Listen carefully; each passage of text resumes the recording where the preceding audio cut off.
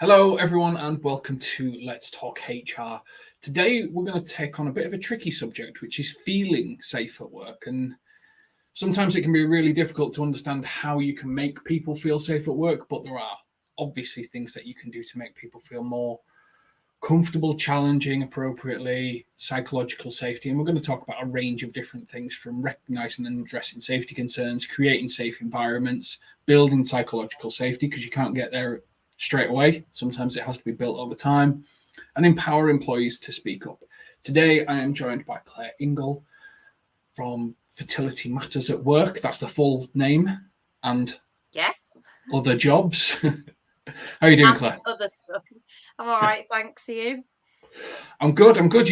You've recently got an entire set of documentation published with the CIPD, haven't you, for guidance for people seeking fertility treatment at work? Yeah, we fed into that. I was really pleased. It's on I think I put it on my Twitter feed and on LinkedIn. It's they published it and they're getting a lot of traction around it. I checked with them last week, so I was just interested how many people had accessed the support. So I'm going to go back to them in 6 months to see if they can give me any figures. But first of its kind for the CIPD since I first wrote to them in 2018. So they've definitely made headway there.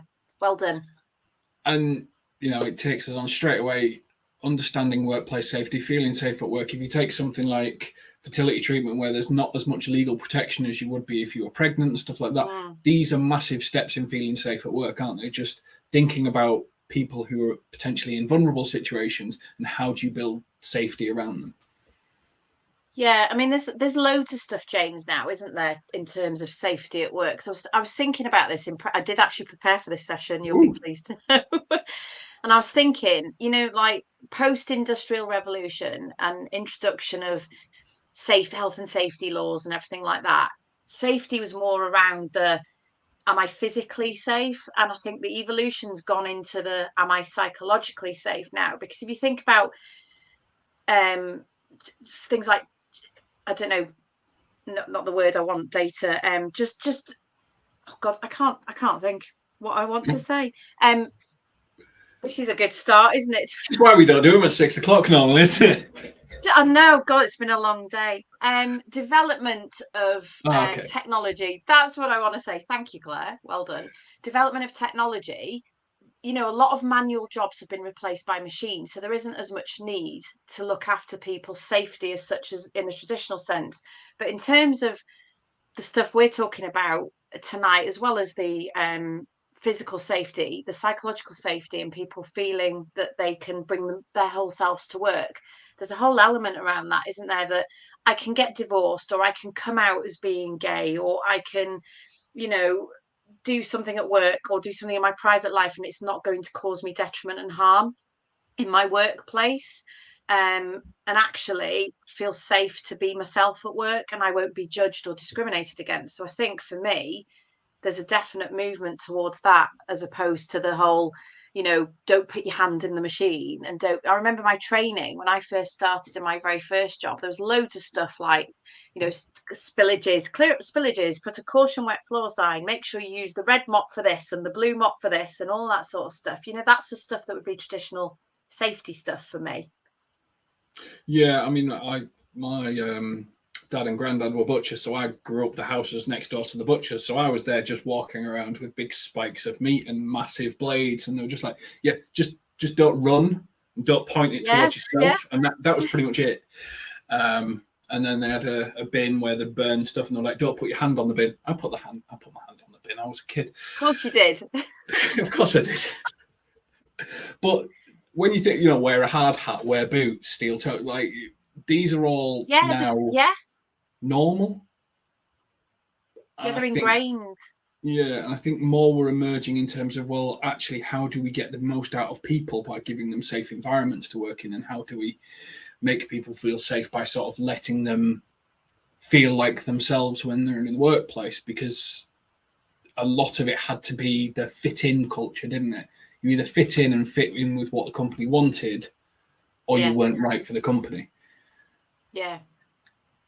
Don't get me wrong, there are still accidents, aren't there? There are still there's still industries whereby absolute physical safety is paramount. So if you work in a machinery plant or engineering, or you work on a wind farm and you deal with machinery, absolutely you need to be careful. But you're right, there isn't so much emphasis on that anymore. The stuff I see in our world, like LinkedIn and in I get loads of emails at work, join this seminar and join this webinar and join this, and it's about this. It is mainly around psychological safety and feeling comfortable at work to be you, and to be in a culture that actually supports you regardless of what your situation is and what you're going through at work and at home.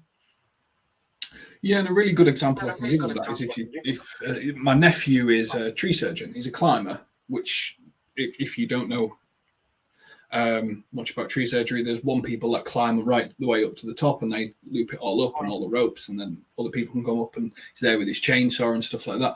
And actually he's trained from being young in all the safety precautions of that and everything goes. But more recently they're training him in terms of, is he okay? Can he speak about these certain things? At what point does he? Because if, for example, he has a lapse in judgment or he's not in a good place or something like that, he could make an accident that impacts multiple people. He could cut a tree through a house, for example. Like some of them are that big. And now there's a lot more focus in terms of the mental impact that you can have in terms of being safe at work, because there's quite a lot of regulation around physical health and safety. There's a lot of certificates that you need. There's a lot of people that come and check you, but there's nobody really that does that from a psychological perspective, apart from maybe HR or a friend or someone like that, checking how you are. I think there's other people, James, but I think it's dependent on the organisation, isn't it, and culture. Because there's so many, I guess there's so many situations now in work. But you're right. And as you were talking, I was just thinking, there are people who deal with really traumatic things as part of their day-to-day work. So, people who work in A&E, that's the first example that comes to my head. Paramedics, they deal with trauma day in, day out. Where's their safety net and where's their support and their culture? And I'm really familiar with, let's talk about this and let's put this psychological support in for staff and stuff. But I think sometimes there's a real disconnect between it being available and people knowing how to access it, or sometimes actually I think less is more. So some organizations have tons of stuff, and I just think that can be counteractive. I think that can be quite overwhelming, just as a I think there's a couple. There's the, let's put a business card with a telephone number on your desk. If you need someone, ring this number and they'll fix it. I think that's trying to cover too many things for me. I get I get the idea of it, but I did a session with someone called Daniel and Lara, who was a high functioning alcoholic, and Lara had an eating disorder. They wouldn't just ring an ERP. Oh, by the way, I'm this, and they get on the phone to someone generally. Yeah. I think sometimes it's about having the right solution for the right people. So what they talked about is there's an app, there's groups, there's people where you can join this thing and you can read what other people are doing that are suffering from the affliction, and then they can decide to engage if they want, or they can back out. And there's so many glass floors you've got to go through before you start to engage. Like people say you've got to hit rock bottom. Well, rock bottom for most of these people is death. So it's before rock bottom where they might engage with someone and actually seek some help. And these types of safety concerns, if someone's an alcoholic and they're cutting up a tree, they're not going to come into work and go, oh, by the way, massive booze hound. Yeah, of course. Absolutely off my face. I know I've lost my job, but I just want to tell you that I'm so drunk right now. It's unreal. And it's just not going to happen, is it? So there's no psychological safety in that type of thing, because they're just going to get cut loose. You just said as well something interesting. I'll just pick up on it. You said the right support, for the right person, but at the right time as well. Yeah. Because there are people bereavement's a really good example for this. People respond to grief differently, and people will need different interventions at different times. And that could be a month in, it could be a year in, it could be 10 years in. It's dependent on the person. But if you just do that one size fits all and go, here's a number, like you've just said, here's a number, ring this, And actually, some people are quite proud and they don't want to engage with that because it's about that sense of failure and that sense of not being controlled and not actually holding it together. Because there are a lot of people like that just in life. There are a lot of people that are just like, no, I'll manage, I'll just carry on.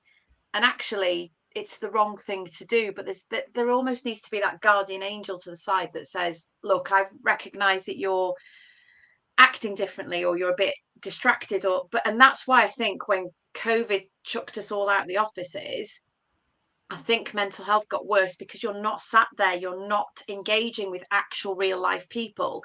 Someone's behind a screen and it's very easy on a screen to go, I'm okay, and do the high, yeah, I'm fine, and then close your, Teams or Zoom, whatever you're on, down and just go and sit in a corner and cry. You can't do that in an office. You couldn't do it in an office when you're visible. So I think there's a lot of hiding, and I think that's why we've seen that mental health problems increase, and maybe access to stuff like EAP and OC Health increase as well for mental health problems. So, what do we need to create sort of a situation where there's a face to the support within an organization? Is that sort of a way that we can go about it? So like everyone's like, okay, well, if you've got a problem, this is Claire, Claire, pick up the phone, doesn't matter what it's about, and just get it out and she will help you. Like, do organizations need an actual person as opposed to a faceless number? Or is a faceless number sometimes the right solution? Or do they need both? I don't know. I think a mixture, because there are some people that don't want to engage. So we know there's different types of people. There are people who are quite comfortable in chatting. There are people who are quite shy. There are people with neurodiverse conditions who don't feel comfortable in talking to a person, can't engage properly because of their condition. They it's not their comfort zone. So actually, why then put them out the picture and just say, no, this is the option? So I think a mixture is definitely the answer. But it's a hard one, isn't it? Because I do think as well, for different things, people need different types of support again. So you could be the same person in the same company for 20 years, and it could change from I need somebody who's a bit faceless, I could just pick up the phone to, or maybe a live chat. But this time I really need a human being in front of me. But the variables are too vast, I think, to actually make that call. So yeah, it hasn't answered the question, is it really? But I've tried to rationalize my answer. No, I'm trying to think, are HR the right people to be that? Because so many people envisage HR as this, if I tell them something, they're going to fire me. Yeah, I don't know where that comes from, James. I think it comes from when redundancies happen, it's HR that put themselves in the front. That's and, one. But that's thing. what people see. Isn't it? Do you know what? I don't know. I think there needs to be a shift from HR as a function. And we've been involved in loads of chats in different platforms over the past 2 years. And this is always something that always sits with me. I just think HR have evolved so much in some organizations whereby we're not traditional anymore. We are a really fluid profession, and we need to be stopped being seen as the problem solver of all people related things. I feel really strongly about that, because people just go, oh, people HR, and people is like the topics that fall under people are just limitless, and it needs to stop. There needs to be more accountability. I think line managers need to be better prepped to have these conversations, and they need to be the first port of call. Because to me, if I was out in an area and I didn't know the corporate function of HR, I have a relationship with my line manager. They'd be my first port of call. They're the person I'd feel more comfortable in. Obviously, that's dependent on relationship, isn't it? But there's so much. It's always HR. It's always HR's issue to solve, or problem to prop up, or signposting to do. It needs to stop being that. I'm really kind of keen that message gets out there to anyone who's listening to this. It's just not our job to do that. Yes, support, but not to do. Now, thinking about recognizing and addressing safety concerns, there's and to have my rant on this based is I have this firm belief that companies should be transparent about how they're performing, what's going on, what's going well, what's going badly, what needs to improve, and everyone should be sharing data and talked about it in HR analytics. I think HR analytics of sick leave and the number of people off sick, what's happening and stuff like that, so that people know what's going on needs to happen. But also there needs to be this constant reinforcement at every session about this is the help that's available. We understand that some people will be struggling with things that nobody knows about. This is where you can seek help. This is what we want you to do. We're here if you need us. And some people do that once a year or once every time a new initiative gets launched. And it's not enough because people forget. People forget 90% of what is covered in a webinar within a week. You'll have anyone watching this, you'll have forgotten 90% of it within a week. That's just how it James works. Is nice. James is nice. You'll remember, Claire, just none of what I say. Therefore, it needs constant reinforcement to make it into your medium-term memory so that you're aware of what support's there. You're right. And to me, as a HR professional, I know what's available in work, but I need to be appreciative of not everyone has that in their kind of remit.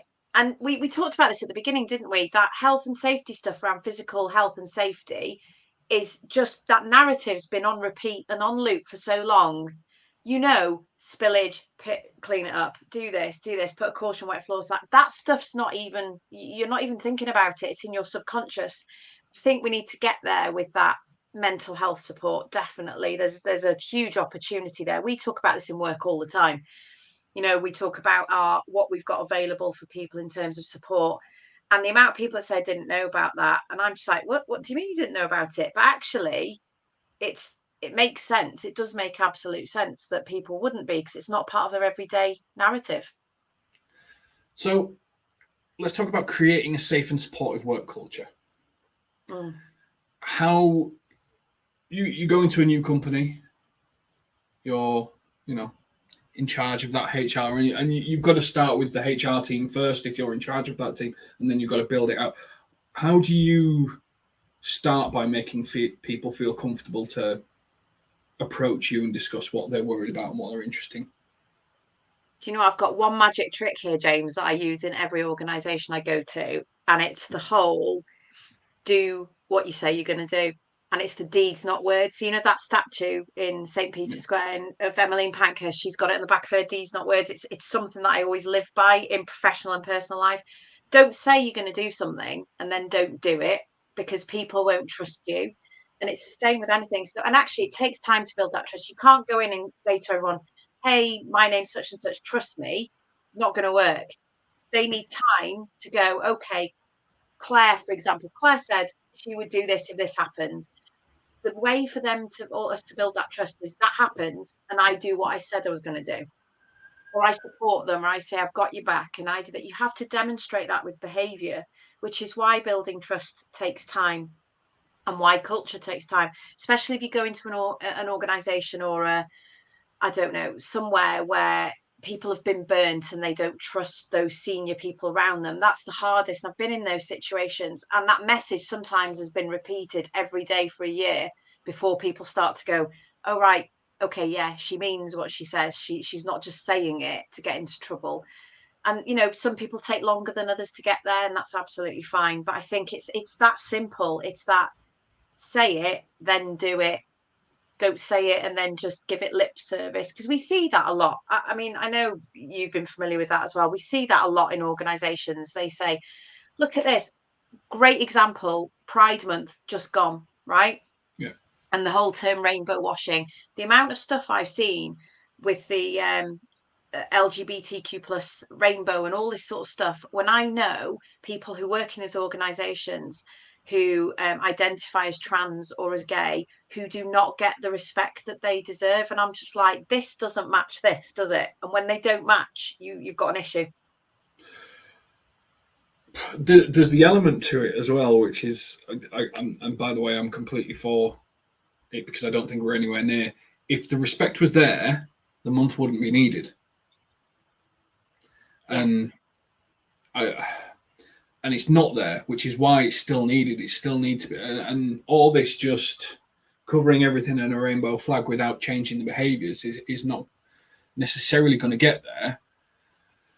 There's a lot of negative press at the moment, which isn't helping things. When you just, the media is built on extremisms of stuff, clickbait, as opposed to actually the truth of the situation. And I'm with you in terms of if we get this right, it won't be needed, and that's fine because everyone's accepting. But at the moment, it's needed. But it's not just a tick box for this, that, and the other reason. There's part of it in America is to do with tax and grading systems. To get funding from a bank, you've got to have certain grades, and it's part of it. It's really dark over there when you dig into it. But I won't go into that because it's all financial stuff. So thanks. Yeah. So when we talk about leaders, when we talk about fostering sort of safety and support within teams, it comes down to just simply say you're going to do something, do it.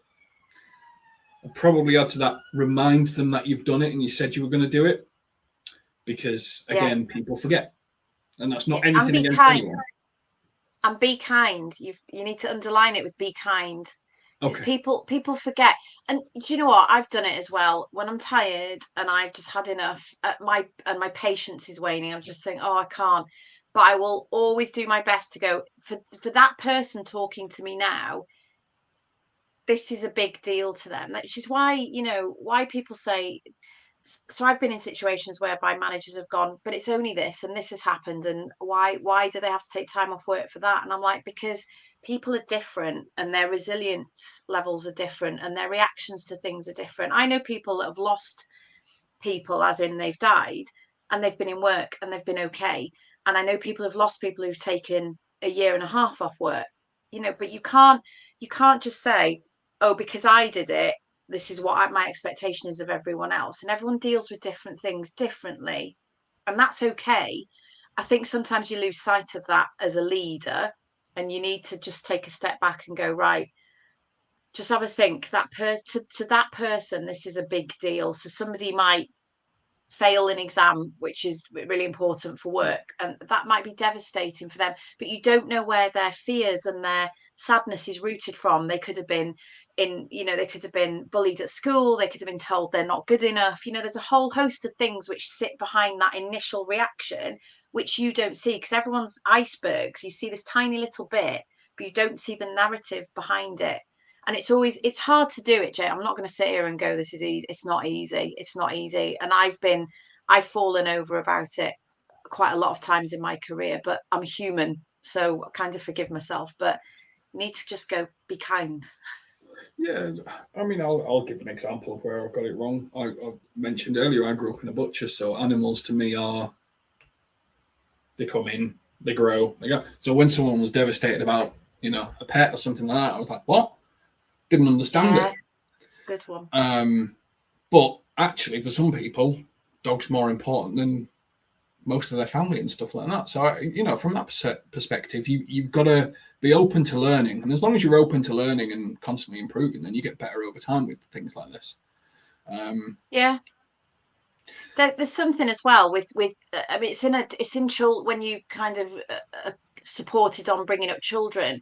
What people say from a psychological perspective is don't misrepresent their feelings. So when children go, I'm really upset because this crayon broke, the worst thing you can say is, don't be silly, that's ridiculous, because to them at that moment that's really upsetting for them. And we need to go, we need to validate those feelings and go, I hear you. No judgment, no solving, nothing. I hear you. You must be really upset. It's obviously really upset you because you're crying. But I think we can translate that into adulthood. I don't think we do that enough in adulthood. We're too quick to judge for a million and one different reasons. We laugh at people. We laugh at people because sometimes that's a defense mechanism. I think, when people are very uncomfortable with something or they're not educated, they're like, oh, I'll laugh because it's the only thing I can do. But you're right. The pet bereavement's a great one. And you're probably going to smile at this. I had a pet hamster years ago. When he died, I was gutted. I cried in work for the whole day, and everyone's like, "What's wrong?" And I had to pretend something else was wrong. So I thought, if I say this, they're going to rip me. forevermore. That was my first feeling and my first thought, that I couldn't say I'm actually really upset about this without fear of being judged or being laughed at. Yeah. So, well, it kind of takes us on to psychological safety, and like there's like, if you summarize it into 4 elements, you've got inclusion safety, so feeling like you can be part of the group and you can do that. You've got learner safety, so the ability to ask questions and say I don't understand and stuff like that. There's contributor safety, so to feel like you can actually give feedback, positive or negative, and not be yeah, scared of the ramifications. And challenger safety, which is being able to challenge both up and down appropriately and feeling safe to do so, that is not going to have a detrimental impact on your career or opinions or anything like that, because you're challenging to make things better. You know, you're coming from a good place, you're not just doing it to be difficult. And they're probably the 4 elements that I think about the most when it comes to it. When you think of psychological safety, you know, what do you think about the workplace in terms of making it important for people and people understanding why it's important? I just, you know what, this conversation's just so massive, isn't it? You just Yeah, think I could probably talk about this forevermore with loads of different hats on here. But it's interesting, that last one you said, what was the last one you said about the challenger challenging? safety. Yeah, I think we're a million miles away from that. I mean, I don't know about other countries, but definitely in the UK, and with my fertility hat on, the people that come to us anecdotally via social media and say, I can't say this because I will be dismissed. I can't say I'm going for treatment because I will get sacked. And we know this in the UK. There's support and protection for when people are pregnant. We haven't got that right. There are thousands of women every year that sign NDAs because they are pregnant. That's it. They're pregnant. There's no other kind of narrative behind that. And if we haven't got it right when there's a protection in law, I feel that we've got a really kind of long way to go before people can just go, okay, you know, I can say I'm pregnant and it's okay. This is just an example that's in my head, Yeah, because I know there's a lot of work that gets done in this space, but we haven't even got that. And that's that's life. That's what happens, right? People get pregnant. It's not going to stop. If it stops, the human race will in effect stop. Workplaces won't need any staff because we won't have any, we won't have anybody. So basically that's how life carries on. We can't get that bit right. We can't get, we can't get people to speak up about abuse in work or people's sexual assaults in work. We can't do any of that. And this has been going on for years. And I know it's more in the open now in terms of in the media, and the most recent example of this BBC presenter, which is in the news currently, there's those conversations, but obviously someone hasn't felt safe to speak up, and there won't be just that one person, I'll guarantee it. There'll be other people it'll be who a are sat in the cascade. It's background. always a cascade, isn't it? Yeah, it's literally, it'll be a floodgate. So the Jimmy Savile things, that's probably the one that's in my head the most while we're talking about this. The amount of people that did stand up and did say, this is happening to me, and they got shoved aside. And that is a bitter thing to swallow, a bitter pill to swallow there. And people who are treated like that, so you'll get the people who aren't respected in society, who are, the people who maybe don't come from a family and are educated and all this sort of stuff and tick all these right boxes, and they just get disbelieved. And that's going to carry on. The narrative carries on and carries on. And that happens in the workplace as well, because regardless of what people say, there's a ranking system in work, and people will go, that person's more important than me, they're less important than me. And that narrative carries on because that's how society works. And then people don't feel safe to speak up about even things like bullying. Yeah, People don't talk about bullying, especially, and more so men will be less likely to talk up about stuff like this. So there's a whole narrative, and I do feel sorry for men in the workplace, because actually there's a lot of provision, a lot of conversation about women and protecting women, but men get bullied, men get abused, men get dismissed for doing things when they shouldn't be dismissed. So there's that narrative as well, but we're not caught up with that either in 2023. I like to, yeah, I like to think about it. Not that I like to think about men getting bullied in the workplace. Slight wrong tangent. Your example is brilliant in terms of like if you think about where we're not caught up, what we're not doing. It's a risk. Everything's a risk to some degree, and we've got to make it as safe as we possibly can. When I was trying to think about how to explain the difference, sort of what psychological safety really is, and if you imagine you're in a room with your current peers, whoever you are. If you're watching this, Claire, you're in your room with your current peers. You can think about one person where if you said something, they would lose their mind. Toys out the pram, they'd be fuming. They'd be like, no, and going to freak out if you say something. Whereas what psychological safety is you thinking, not Bob's going to freak out if I say this, or Sarah's going to freak out if I say this, but my team expects me to say this because it needs to be said. And I feel safe enough to bring it up because whilst it may be a difficult conversation, people are going to try and understand that point of view. And that's what we want to happen. Yeah. And that's probably the main difference. It's, are you encouraged? Do people expect you to say something? Or are you worried that people are going to freak out if you say it? See, I think you can say a lot of stuff in the workplace as long as it's not just about your words though, is it, James? It's about your tone, and it's about your timing, and it's about your body language. We know that. We know through communication research, it's not just about your words. And actually, sometimes I think more trouble is created by people not being transparent and honest. That's probably my biggest challenge in work from a HR perspective. That, managers will speak to me and say, I'm having problems with this person, their performance is poor. How long it's been like this? 10 years. And you've never said anything. So I'm like, you kind of can't say anything now because it's going to look really bad.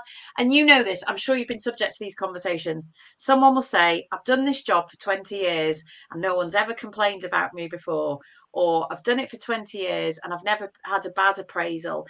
And I've seen it play out in front of me where a manager's too scared to be honest because they don't know how to handle that situation or that conversation because they're scared of the reaction. They're scared of getting into trouble when actually all you're doing is saying, and you can always do it because if you base your feedback or your conversation on real life data. So I always say this to my team, don't base it on emotion and opinion because then you've lost it straight away.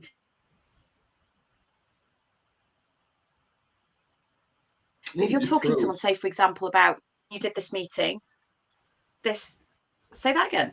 Oh, I froze. You froze. You completely froze. Yeah, I can see you again now. Am I back? You said, am I back? Completely focus on data. And you went like this. Yeah, and I was saying, and not emotion, because when you focus on data, someone's got something tangible and it's not your opinion and you're not forcing that on somebody. So when you can say something like you in that meeting, you said this and this, and people's reaction was this, and here's the recording and I can show you. Do you know what I mean? You can't argue with fact, and that's actually puts you in a really strong position. And it also, whether the person agrees with you or not, it's in front of you. That's like saying this is a pencil. This is a pencil, and someone go, no, it's a felt tip. It's a pencil. So it's just kind of that's kind of it. That's the conversation we're having. But people just don't even go there. They don't even try it, and I think that's a big fear in managers. They don't want to upset anybody and they don't want to say anything wrong, but by not saying something, I think you make the situation or potentially make it 20 times worse. And I've had people in work when they've had a bereavement and the manager's not said anything because it's too difficult to have that conversation. They feel undervalued and not looked after because someone's not even gone and said, I'm really sorry for your loss. Simple. And I had this conversation with Natalie when we were doing the having difficult conversations, right? And just the whole not saying anything allows people to draw their own conclusions. Yeah, and it's not good. It's wrong. Normally, the conclusion you're like, oh, they don't care about me. Well, it's probably because they do care about you. They don't want to make you feel worse, or I'm doing a great job. Well, actually, you might be doing a terrible job. They just don't know how to bring it up. And then Natalie used this example of a woman who went in, taught for a week, never went back, has been paid for 20 years. Like, no one just wanted to fix it. And now it's all sort of up in the air, and they're dealing with it all and stuff like that, because this teacher just never went back, and every person that came in was like, next person will solve it, next person, oh, it's been so long, and they've just left it. And sometimes it's just about addressing it. Now, next we've got sort of on the thing is building psychological safety. And I'll give you an example of what I've done in a previous role. Is we took over a business that wasn't doing very well. So we came in, we had to make some redundancies, we had to restructure it and stuff like that. And then we were very honest about what we were doing. Everyone got on board with what we were trying to do. But then what we wanted to start to do was empower the next level, so that there was succession planning, and that people could step up, and people could start to build into roles and develop and start to gain autonomy and structure. And there was a big fear. Like, we were in a room, there was three of us that were leading this, three people that have come up with all the solutions, told everyone what's happening, stuff like that.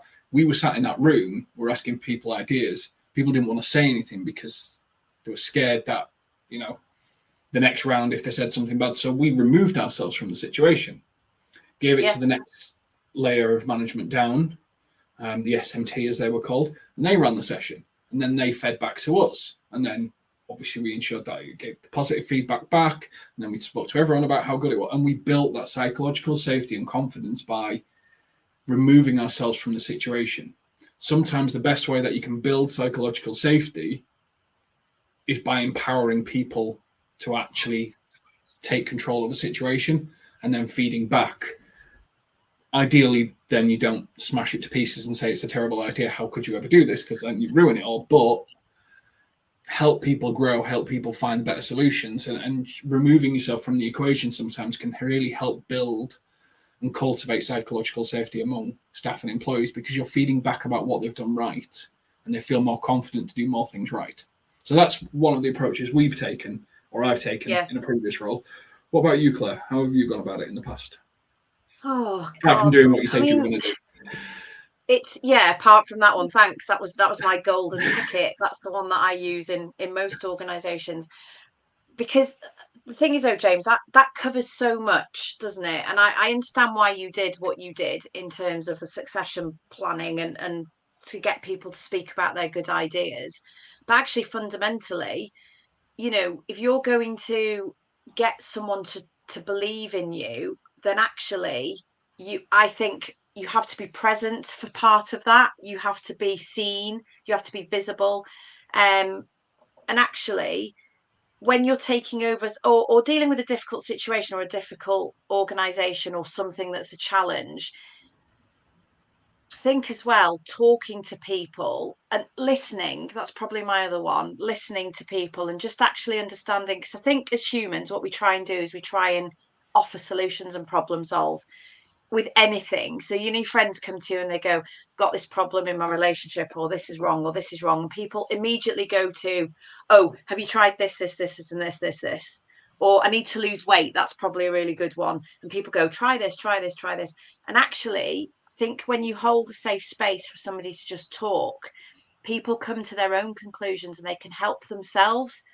And that's part of coaching, right? That's part of the coaching model, whereby people talk and they find that solution. They don't actually need that help from somebody else. So just using an example where I worked in a supermarket, and there was a absolutely horrendous absence problem in there, and it was because people didn't mainly apply policies and procedures correctly. But I spent the first month of my time in that shop walking the shop floor and talking to people about stuff and saying, why is it you feel like you need to ring in sick for this and that and the other? And that uncovers loads of stuff. So by listening, you come up with all this root cause stuff, like, well, I wanted some time off and I put annual leave in and it was refused, therefore I went off sick. And you start, those emerging themes come through, but they don't come through with sitting people in a room. They come through with you face to face with somebody, having a chat or having a coffee or talking to somebody, but actually doing more of the listening than the talking bit, and asking those questions. Why do you feel like that? What happened next? How did that make you feel? I think that's a big one. That's a game changer for me. How did you feel? Can't remember the name of the book, but what you've just described is how the FBI approach trying to get a confession out of a murderer. So they don't do it on a group level. They make sure that it's one-on-one, and they try to get them Oh talking, and my then they God. start to ask them questions, and then they draw it out of them, and then they put them in the scenario, and then they build that friendship. And so, I mean, basically, what you're trying to do is get a confession out of a serial killer, is what you're telling me, Claire. Oh my God. Thanks for that. I'll never think of my tactic the same ever again. I thought that was quite a really It is. It's an reasonable, advanced FBI people-centered. technique. Yeah. Who knew? Who knew? It's amazing. Well done, Claire. Well, it's true. Nobody wants to announce to a group of people, and I think the point of this is nobody wants to announce to a group of people something that they're probably a little bit anxious about, something that they're probably a Yeah. little bit scared about. They want to speak to someone that they've built some level of trust and confidence with. And Yeah. when they communicate that to you, active listening, confirming you've understood what they've tried to say, so saying it back to them, and then not going 0 to 1,000 with it is probably the final essential piece that I didn't let you get to, Yeah. because I told you it was an FBI technique. Because the second you go nuclear with it, all the trust's gone. Whereas the second they've invested that, then the next level of trust there, and the next level of trust there, and it builds and builds and builds. And like you said, it's over time, and you do it over and over again. And it's kind of crucial, isn't it, that employees feel empowered to speak up? Because if nobody speaks up, nobody knows the problems. And if nobody knows the problems, then a whole set of BBC chaos, Jimmy Savile stuff could be going on that nobody knows about. Yeah. Yeah. I regret maybe using that example now. But sorry. Sorry, but It's how very do current. how do you start to sort of? I get you do it from a one-on-one basis and stuff like that, but at the same time, you need to show people on a group level that people speaking up has value and stuff like that. But you don't want to undermine the one-on-one conversations. How do you sort of start to bridge that gap where you're speaking to people on a group level and letting them know what people are saying? Do you do like anonymous surveys, feedback forms, suggestion boxes? They're all a bit naff, aren't they? Yeah, do you know what I do? I'm just thinking of an example that I do in work. And what I find in every workplace I go into, people do amazing things. Groups of people do amazing things, and they don't tell anyone, right? They don't tell anyone. They don't ever go, we've done this, because it's not familiar to us as human beings to go, I'm really great at this. I did this really well. This is something to celebrate. And what I do regularly, and I will invite anyone who knows me, who potentially is watching this in the future, to verify this, because again, these are not just words. I do this. When someone does something really well, I will email my chief people officer and my deputy director, and I will say, look at this, look at this. I do that consistently, because what that does is it raises their profile. It raises my team's profile. So not just the individual, it raises the team profile. And it actually puts you at that level where people are talking about you for good things, because working in HR, James, you get the criticism no matter what you do or how you do it. You are the punch bag for organizations. Finance will blame you. I don't know, other areas will blame you because it's HR's fault, or HR told me, or this happened, or they did this, or it was your decision. And I think what we don't do is we don't celebrate that success, and we don't shout about it. So it's about making some noise around, look at me. And it isn't arrogant. People I talk to in my team go, that's a bit arrogant and it feels a bit uncomfortable. It does feel uncomfortable. But I saw a speaker recently called Steve Head, and he talked about having a glimpse of brilliance folder where you put everything in that you've done really well. It's almost like a journal that recognizes things that you've done well. And actually, do you know, when you're feeling a bit rubbish about yourself, there's nothing better than looking back and going, I did that, I created that, these are my successes. And when people, again, it acts as a practical guide as well, because when you go for a job interview, the amount of people that say to me, I haven't done anything, and I'm like, what about this, what about this, what about this, and they go, oh, forgot about that, because they don't keep that like continual professional development log. That's what it is. It's like a record of achievement, but in a modern world. Do you know what? Yes, I still have mine. It's in the Of loft. course you do. I can't even throw it. I can't even throw it out. It was just, do you know how excited I was in the 90s, the Yeah. early 90s to get Every that. employer is going to want to see this, and they know. I don't think Yeah, I've they ever shown don't, it to do they? They anyone. don't. But I can't, but again, that's how important that was to me at the time. And Mm. actually, again, Steve talked about anchors. And if I hold that in my hand, I still feel that sense of pride. And I know that probably sounds ridiculous. I still feel that sense of pride that I had when I was 16, which was literally decades ago, decades plural. I remember that moment, and I remember that was me, and that was my achievement. And I think because we don't focus on what we do well, we focus on what we do badly, and that actually affects everything. That affects psychological safety. It's like managers who don't present psychological safety or encourage it, because people, they have their own fears and failings about how they act, and they don't want to be judged and called out and in trouble. I think there's that layer.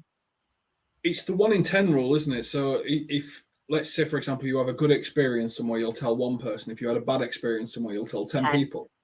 And it's exactly the same, except it's about yourself, and you don't Yeah. remember what you've done that's well. I was speaking to someone the other day who's trying to sort of transition into a different job and stuff like that. They're working in HR, and they were like, I need to do this course, this course, this course. And I was like, well, why? You Because I've never don't. done it. I was like, well, if you do courses in it, why transition into a job? How would you approach it? And they go, well, I do this, this, this. Right. So you know how you'd approach it. You know what the solution is. The fact that you've not done it at X scale or you've done it at this doesn't mean you don't have a plan. The plan Yeah. is all you need. And it's that level of confidence, isn't it? To go, oh, well, I've done this and I've done this. And you connect those two together, it makes this. Yeah. And it's a good idea, actually, to have, like, they make designers do it all the time, don't they? Like, have a file of things that you've designed to show people because they want to see it. Portfolio.